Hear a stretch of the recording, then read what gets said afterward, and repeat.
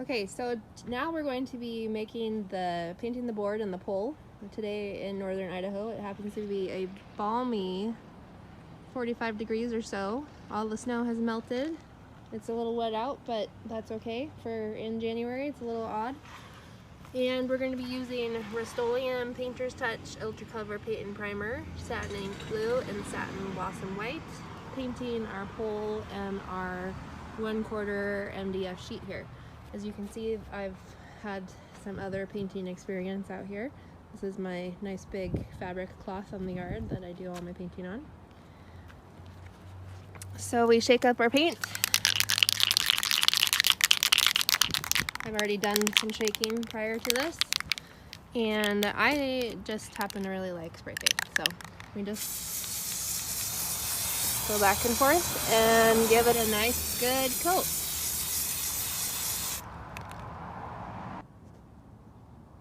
For the pole, we're actually going to spray paint as much as we can on one side, going around it, kind of going up and down, back and forth. And here's a tip for you: if you're trying to have your phone with you while you're doing this, and you set it down, make sure it's enough out of the blast area so it doesn't get a little spray paint splatters all over. Okay, so we've got our MDF board here. It's been spray painted white and left to dry. I didn't bother going all the way to the edge of the side because I know my design isn't going to need that. And I did a couple of different coats, but you can see the kind of cloudy, speckly that happened with it, which I really like, because one of the symbols of the sorority is 5 pearls, and so this kind of has this pearly sheen to it now with the way it went on. So we're going to put on our masking tape, and I have my razor blade here, and because I'm not set up to do videos and not be able to use my hands at the same time, you're gonna see the video jump forward. So you might wonder, how do you go about actually masking a giant piece of wood and having it work really well? So this is going to be a test. I just lay my wood out in my hallway up here at the top of the stairs. The 3rd floor is up. That's where I have all my workshop. You can see the eaves over there. And so I will attach the end and have it hang over. And then it's also really important to make sure that you rub it down really well and have an alarm go off at the same time while you're... Alexa, cancel. That is our paint dry. So this is just a piece of acrylic scrap that I have left over from an award that I made, and it works really well because it has a good edge to it. But I also like to lay it flat and just grab it and rub it along. So I know everybody has their own preferred technique. Others have used, like I've used this in the past. This is my razor blade for cutting it, but I'll just use the razor blade and rub it. So we want to get it nice and good and sticky. And so I will do that, and then I'll roll my tape single-handedly. So it's kind of up off of the wood here. And then I will kneel on it with my knee. And it's still up, and it's pulled taut. And then as I'm rubbing it and getting it to seal towards me, I'll let the slack go a little bit. And let the roll with my knee sink the paper down. So that's the process I do. Okay, here we go. I hope this works. We've got the very long 96-inch board in the Glowforge. I actually had to open up the doors because I didn't have enough room here, and I slid the table back. It's on casters, which is nice, but I've got stuff back behind in the alcove. Anyway, I have the board here positioned right up against the edge of the honeycomb and then I use the little pins to hold it down just to make sure it stays all flat. I've got it positioned just a bit above our tape marks here, which is our guide for the top of where we usually want to engrave. And I'm going to close my lid here and put my camera on it. So this is a, I don't know what kind of camera this is. Anyway, it's a camera that I can watch on my computer. There we go. From the other room. So I don't have a whole lot of experience with doing MDF, especially at a 1/4 inch. So here we go.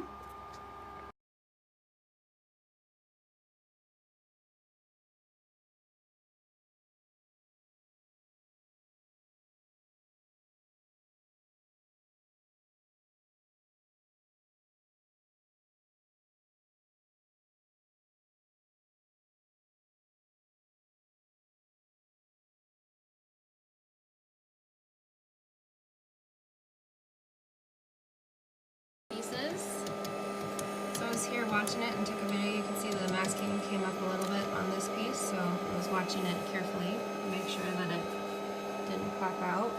And now we're going to take our pieces out, and we've got this handy roll of glue masking tape here. And this is what I use to get my pieces out. I learned to not move the board until you can make sure that you can get your items out. Because if they don't come out and you move the board, then you can just go back through and recut what you need to recut.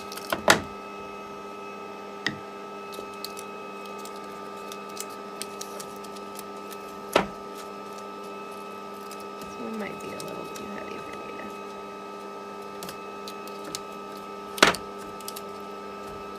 Well, we know that it's out, so... It's like a puzzle.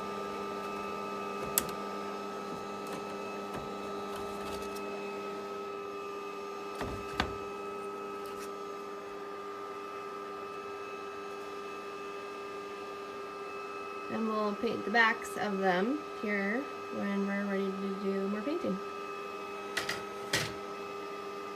So now we're going to slide the board up through our pass-through. And if you are using a basic or a plus instead of a pro, you can just switch out your material. But the pro, you just slide up, and then it has to fit through the back grooves back there.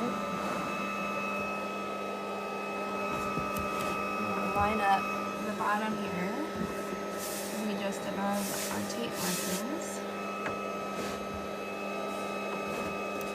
and have it still touching the outer edge over here. And then put it back down and close the lid. Okay, so it's now back to about 30-some degrees outside, and we're back in my makeshift spray paint laboratory here. It's our spare bathroom slash my lovely workshop area. So I'm going to go through and paint the backs of all of our items that are now cut out here, the stack. And so I'm making sure that I have my trusty respirator on, and the window is cracked, and the fan will be going, and the door will be closed. Okay, so here's a few lessons for everybody and for me. Spray paint both sides of your board, and mask if you plan on having both sides, because it's a pain in the ass to spray paint afterwards. And I thought I liked the burnt edges, but then once I started spray painting the back, it got all prickly, which I really didn't like. So then I had to paint the edges and carry out it. So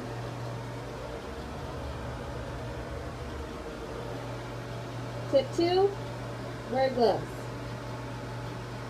So we have all of our letters and our shapes now here painted. We've got white on the back, and we're going to peel off the outside masking tape so that we can go through and do a spray of the blue. Okay, I've peeled all the masking off around on the outside edges and the inside here of all of our shapes.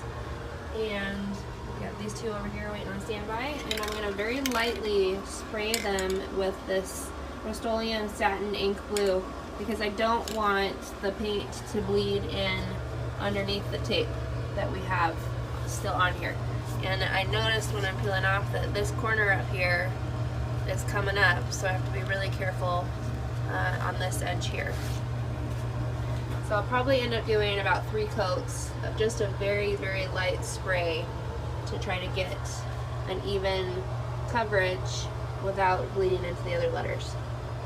So here's another learning lesson. I only have so much space here in the bathtub to do spray painting, so I switch out the letter, I spray it, and then I move it over here to dry, and then put another letter down. But because I have overspray, put the letter down on the overspray, and now my white paint on the back is all nice and speckled with blue. So I get to redo the white on the back of that one. Our pieces are all dry now, so we're going to try and peel off the masking tape that was protecting the white layer and hope it doesn't have any bleed. Unfortunately, the pearls, the white discs we were doing, they were dry, or I thought they were dry, and so I stacked them together last night, and then just now I went to pull them apart and they stuck together. So now I've got some little spots here on some of them from where they stuck together, so they're not as clean as I would like them to be. So I'll try to get them cleaned up and then touch up later here with the paint. So we're going to just very carefully here slide our nail under this and peel away the masking. And we'll probably have to go back through and do some touch up here.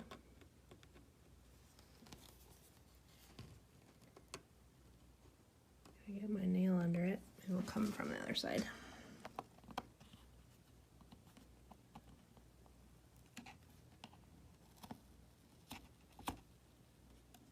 So I'm just going to go through and do this for all of our shapes. Just very carefully peel away the masking. So here are our completed shapes, and they actually look really good. Nice clean lines for most of it. There's a couple of places here where it bled in, but I am just going to go through and touch that up, I think, with a paintbrush here, so you can see where it kind of bled in a little bit. And the worst bleed in was actually here on the 0 for the 1920. But otherwise, I'm really pleased with how these turned out. So next time, I think when I try to do a paint project like this, I'm going to try using some paint pens, but because these were such a large shape and needed a lot of paint, I didn't think paint pens would work too well.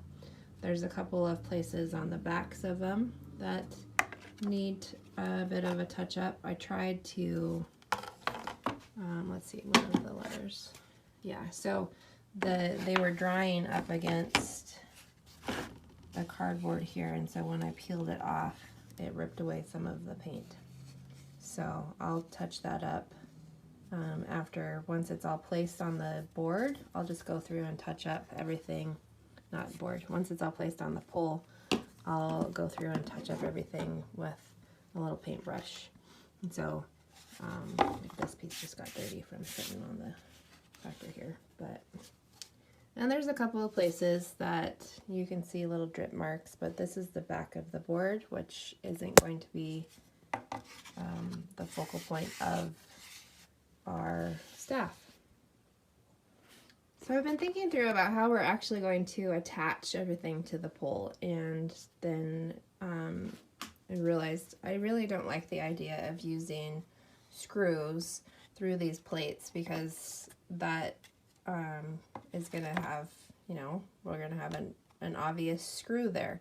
So we could figure out a way then to make a recess and then screw in and then cover it up with something like plaster of Paris or whatever and then paint over it, but I want this nice clean look on these. So I've been thinking about other ways to do it. So we have this indoor mounting tape. It's double-sided foam tape, and I'm testing out the process. I also have this pole, this little scrap pole that my son picked up at the hardware store or wood store when we were there last time in the free bin that someone had left behind.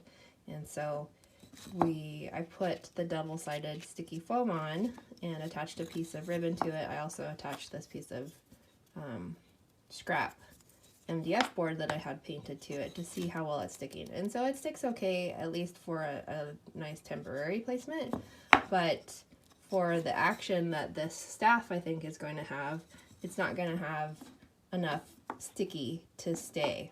So I also have, this is my favorite glue so far, is the Star Bond Super Fast Thin. It's a high performance cyanoacrylate glue, and it is super glue. It's quite potent, so it puts off some vapor, so you want to make sure that you're being safe and have well ventilated area and stuff when you're doing it. So I put the foam tape, just a little piece on, and I attached the ribbon to it, and then I used my thin glue, which wicks into everything. Because it's super thin, it just seeps into the pores of the material that you're doing. So it seeped into the wood, it seeped into the foam tape, and it seeped into the ribbon, and now it's still a little wet, but it's really stuck on there. So if I really wanted to, I could peel this ribbon off if I give it a really good, nice tug, but the foam tape is very attached to the wood. So that's the process I'm going to use, and it's actually still a little wet, so now I'm gluing myself and gluing all of these little sparkly bits to my skin. Another point of warning with this glue, you're not supposed to, you need to try to not get it on your skin. When you do get it on your skin, it heats up. It's setting in, and so it will come off over time just like any other super glue, but it's just be super careful when you are using this. Okay, I have my sparkly glittery ribbon here that we're going to wrap the pole with, and I just have it up here at the top, and I'm going to have it extended up above because we can trim this down. And then I unravel it so it's down here on the ground, and we can just twirl it around and then start deciding what kind of tightness on our ribbon we want to have. So we'll just wrap this around and to get our length here for how tight we want to get it. So I think that's probably about good. And I just let go of it. That's okay. I'm going to come to the end here, and I'm just going to clip it off. So now we have our length of ribbon. And I'm going to go back to using this double-sided tape that we talked about. And I'm just going to cut off a very little piece of it and peel off the other side. Apologies, I'm fighting allergies or a cold or something. It's probably all the wood dust in here that I need to get cleaned out. So we're going to attach our foam tape to our ribbon and get it in place to start wrapping here. So decided about on the angle. I'm trying to do about a 45-degree angle, having our end still stick up above the top of the pole so that we'll go back through and trim the top off so it folds all the way around. And then here in a minute I'll attach this piece also so it's nice and tight up there at the top. And then we'll get it wrapped here. So decide on your angle and then twirl your pole. And it's gonna rain glitter down.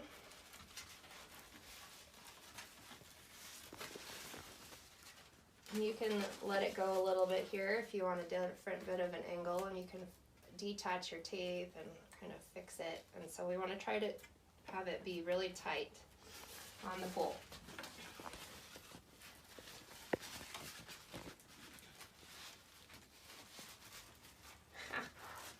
Just about perfect. So it's down here at the bottom. I'm going to wrap our excess off. And I'm going to grab another piece of our double-sided tape here. And it's going to go flying across the workshop. So we're going to get another piece of double-sided tape. And this time it actually stuck on. Planning ahead here. Alright, so I've got a little piece of tape here. And we'll tighten our ribbon back up. And go down to our end piece. Put our tape on.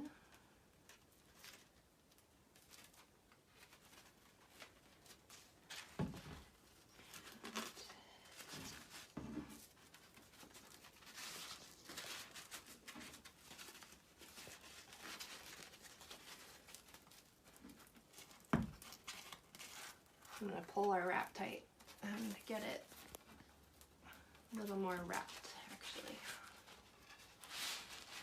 We lost some height here.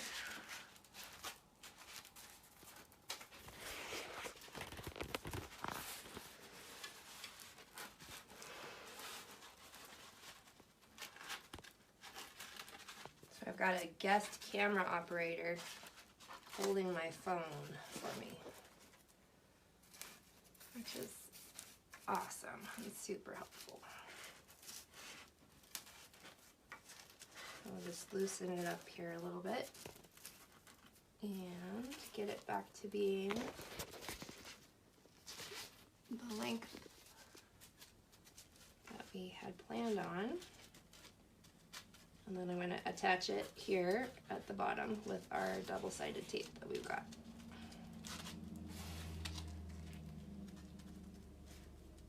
So it's stuck on now at the bottom.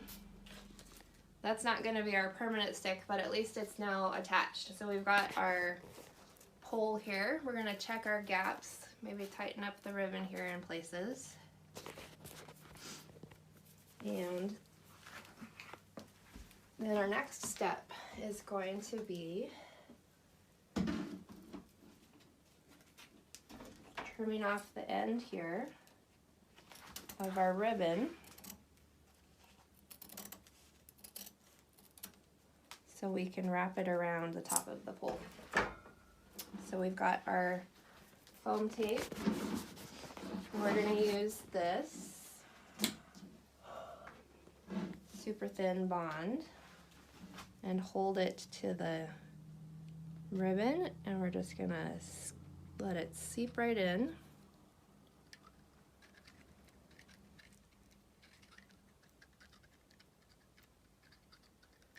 And I could have just done it on top of the ribbon. So you can see here, it is sticking through the ribbon here. So we'll just go ahead and actually do it right on top.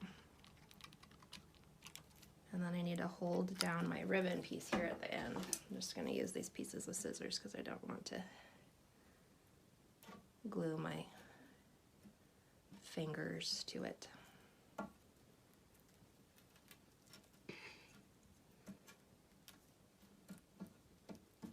Okay, it is pretty stuck. It's still wet, but it's drying now.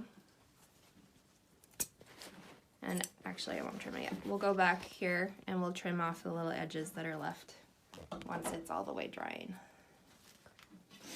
So that is going to be our top, and we're going to hide this double-sided sticky tape with our pieces that. So in all of my flipping around, my double-sided tape detached itself, which we knew it wasn't going to be a very permanent thing. So I'm just going to go ahead and take that one off. And we've got our pole that's been glued down here at the end, and the ribbon, and has been wrapped up. We're going to make it really tight as we can get it here without trying to disturb all of this glitter that's on it. And then I'm going to glue the ribbon up here to the top. So I've got my wicking glue, and I'm holding the ribbon on tight, and I'm gonna slip because this is super slippy ribbon. I'm gonna hold it down a little bit further, and we're just gonna apply this glue to the ribbon going around the top here.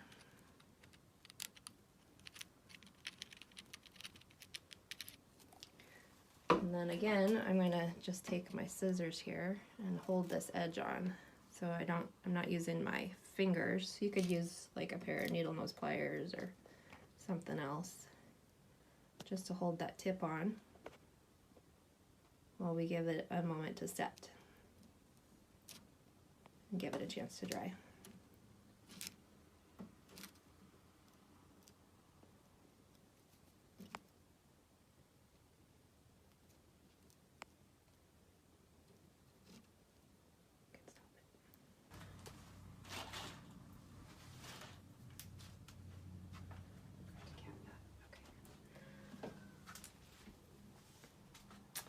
So we've attached our ribbon here. We've put the glue on. I've put the glue on, and it is nice and dry now and very secure to our pole.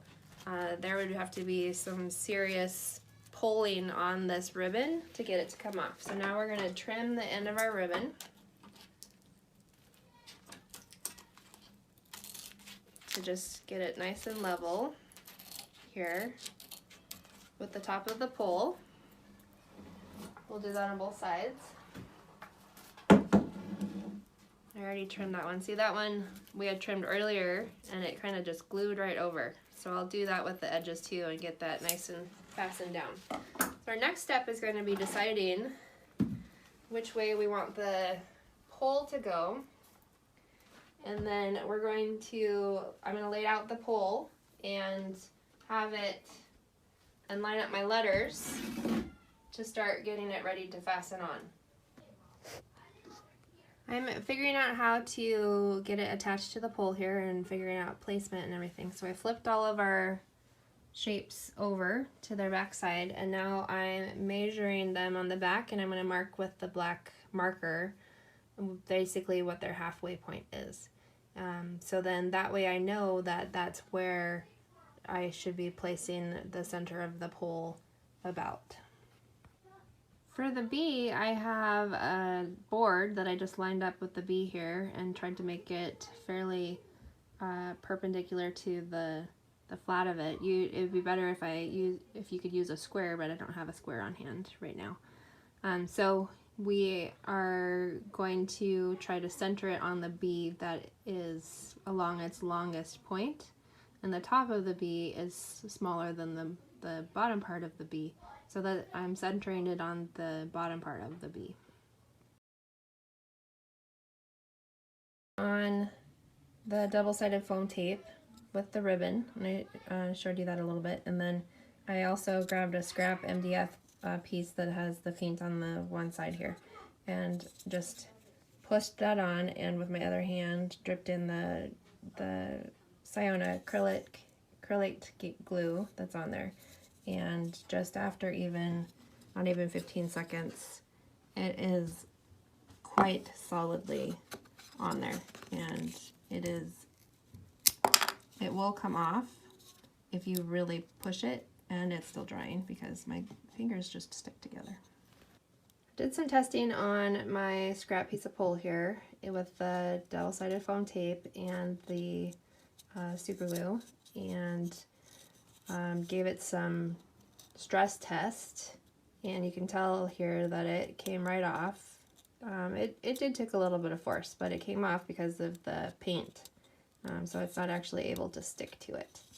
And so we changed plans a little bit, and now we're trying out Velcro. So I have these white strips of Velcro with the teeth, and then these little black dots that are the white, that are the fuzzy part.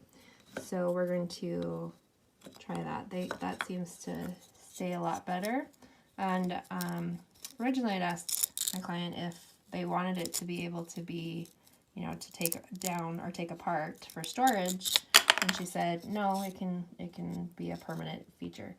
because I was planning on doing Velcro for attaching, and so now we're back to the Velcro idea.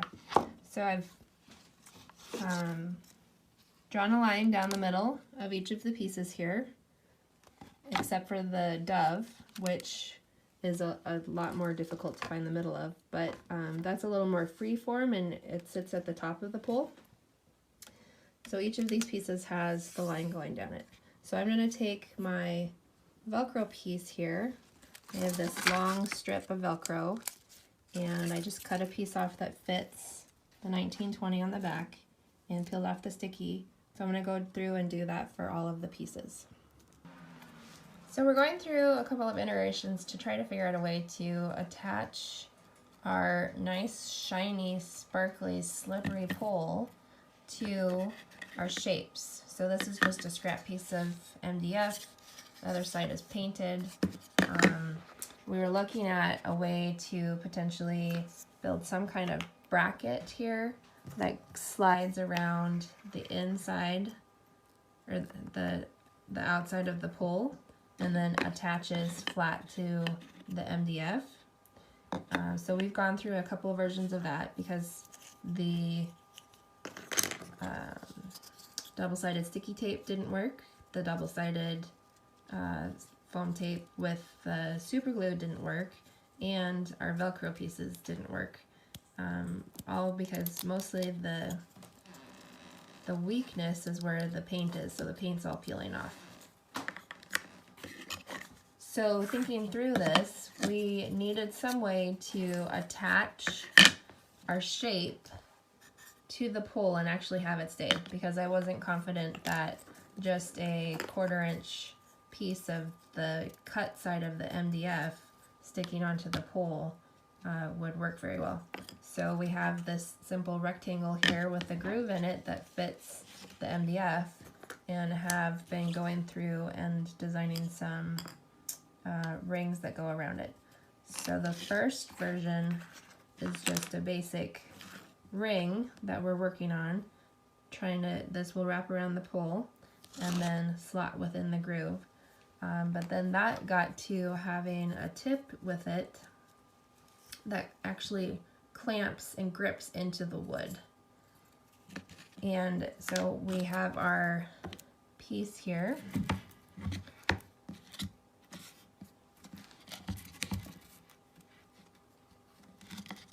And this slots right in and kind of pivots on its little point here. And so does the other side.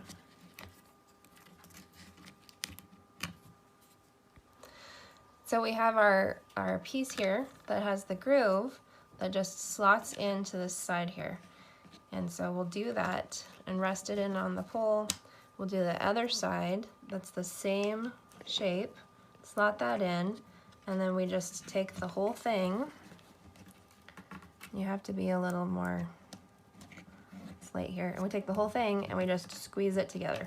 And now that has clamped on to our pole. There's a little bit of a gap here inside, but that's okay. And then we have this decorative piece that we're working on designing to fit and be a little more smooth, that we're just gonna slot right over everything to cover up, just like that.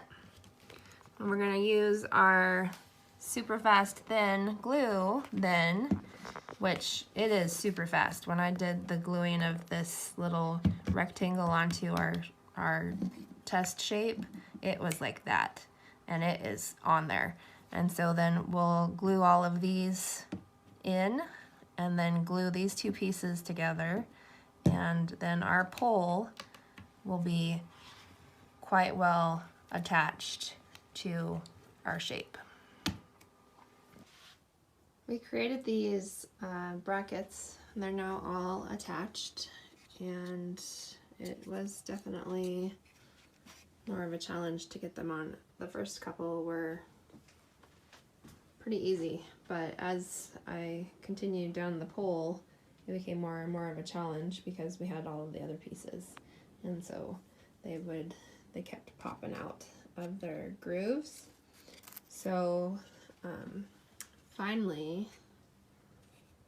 or about halfway through, I put some wood glue inside, so we popped all of them out because they were sliding off, and put some wood glue inside, and then went through and reattached all of the pieces and let that set for just a little bit, and then also topped it off with our super thin super glue. So now they are very well attached, and we did have a couple of brackets pop off from the back in the process, so I just stuck those back on and glued them back on.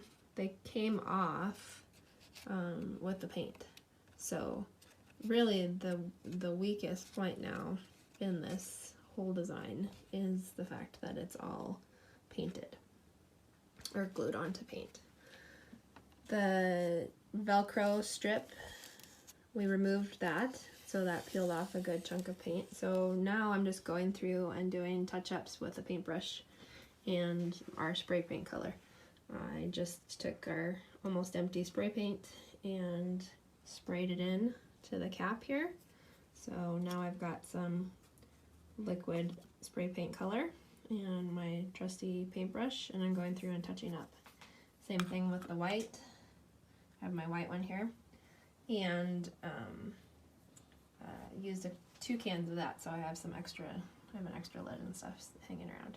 So things to be aware of when you're touching up on spray paint is that the spray paint, the second coat that you're, or third coat or whatever you're touching up, is going to melt, for lack of a better term, the spray paint that's already there. So it's going to liquefy it, so you have to be careful when you're dabbing it on or spreading it, stroking it on, to not mess up the job that's already there.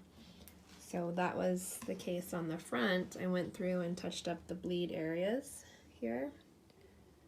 You can kind of tell where I put the paintbrush spray paint on over the top. And so once I applied that white on top of the blue, it kind of melted together. So instead of excuse me, stroking, I did a dab method instead. And so now our lines are pretty well cleaned up. The biggest one was right here at the cat. The biggest bleed area was at the cat. And you can also tell there is glitter all over it, all over our design now, from our nice sparkly ribbon that's wrapped around the pole. So I'm just going to finish going through and touching up the paint. I already did it up here on the bird. So you can see there's kind of a wet paint sheen up there, and it doesn't look very bad at all with just sliding that little paintbrush in there and giving it a nice little dab touch up.